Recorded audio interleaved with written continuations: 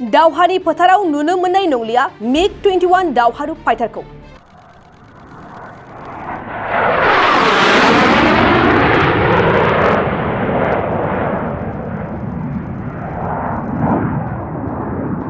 खेबले खेबले गोग्लैबाय थानायनि जाहोनाव बे गिदिर थांखिखौ लाबाय इन्डियान एयार फोर्सआ। हादरनि गेजेराव ग-21 फाइटारजों सान्थ्रिफोरनि जाब्रबथायखौ नोजोर होनानै इन्डियान एयार फोर्सआ दोनथ'बाय।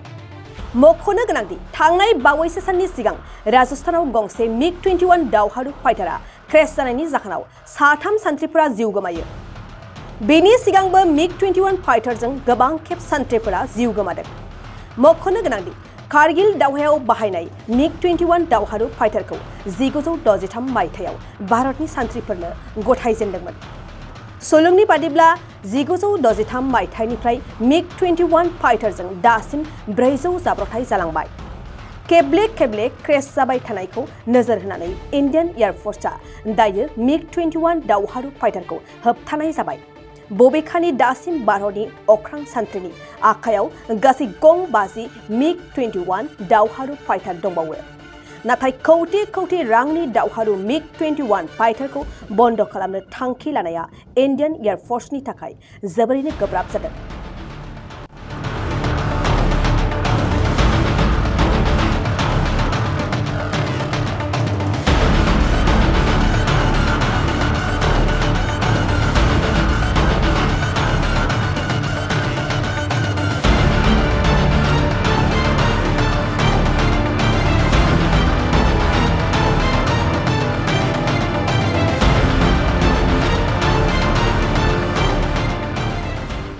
नैरोजा 23-24 सोलोंथाइ बोसोरनि थाखाय क'क्राझारनि दतमायाव थानाय सेन्ट फ्रान्सिस जेभियार एइच.एस. स्कुला नोंथांमोननो लानानै फैदों गोदान मुं थिसननाय।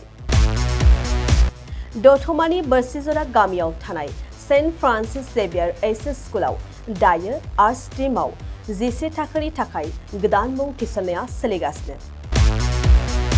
बोसोरै फरायसाफोरा मोजां जौखोन्दो लानानै उथ्रिसारनो हानाय बायदिनो बे फरायसालियाव नोंथाङाबो गुनगोनां सोलोंथाइखौ लानो हागोन।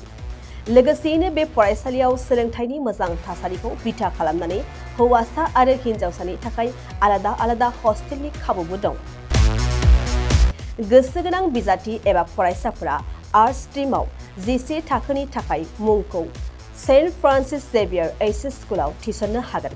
मुं थिसननायनि बागै आबुं बाथ्राखौ मिन्थिनोब्ला नैबे मबाइल नम्बर 7637819350 एबा 6900559217 आव थोंजों सुलाद लानो हागोन।